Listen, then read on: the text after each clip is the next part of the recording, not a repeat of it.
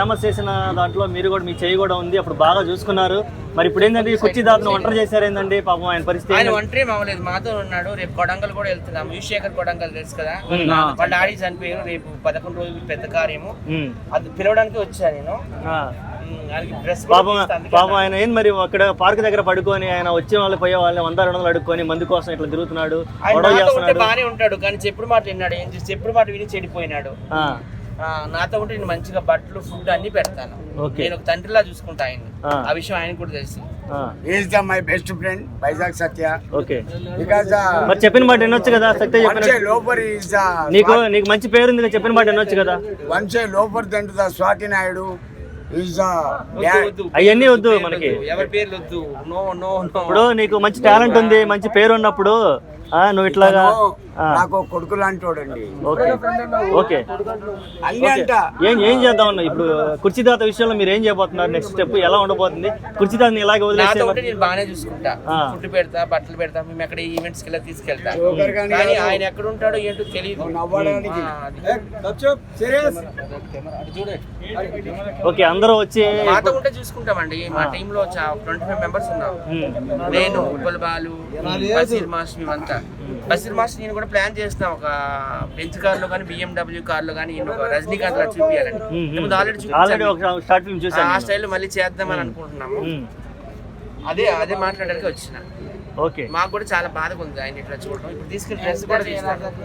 మేము ఇప్పుడు ఈ ఇంటర్వ్యూ ఎందుకంటే మేము కూడా బాధపడి మిమ్మల్ని అడగాల్సి వచ్చింది. ఎందుకంటే ఇక్కడికి వచ్చిన వాళ్ళందరినీ 100-200 చేతులు చాపడం. ఇప్పుడు వచ్చి ఏమైనా అడిగాను, కొడంగల్ వెళ్దాం రేపు మా ఇంటికి అన్నా లేదా, మాతో పాటు ఉండు డాడీ, ఎందుకు ఇలా ఉండడం మాకే బాధ అనిపిస్తుంది అంటున్నా నేను కూడా.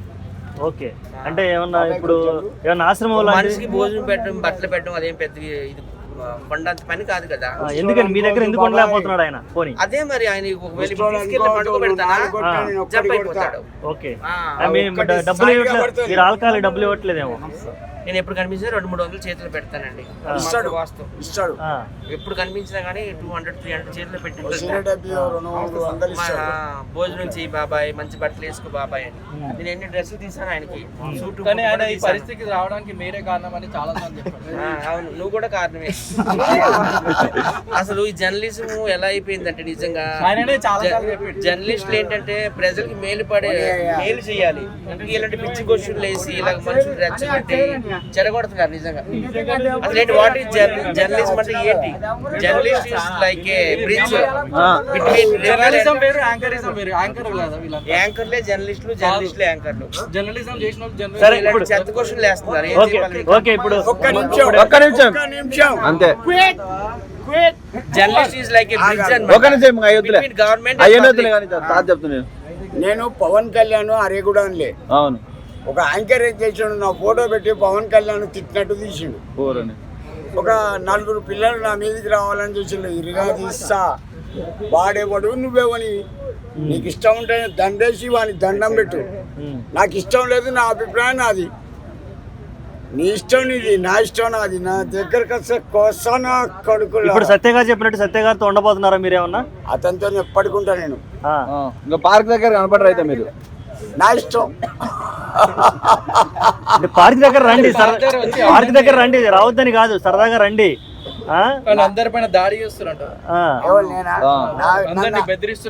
నన్ను అరే అంటే మాత్రం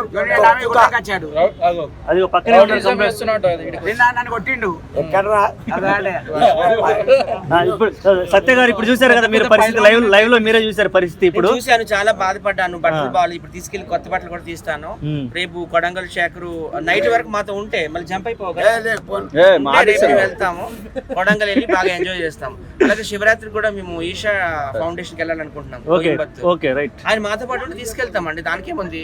తండ్రి లాంటి వాడు, భోజనం పెట్టి బట్టలు పెట్టలేము మాత్రం. మా టీమ్ లో వాళ్ళంతా కలిసి మేమైతే చూసుకోవడానికి రెడీగా ఉన్నాం.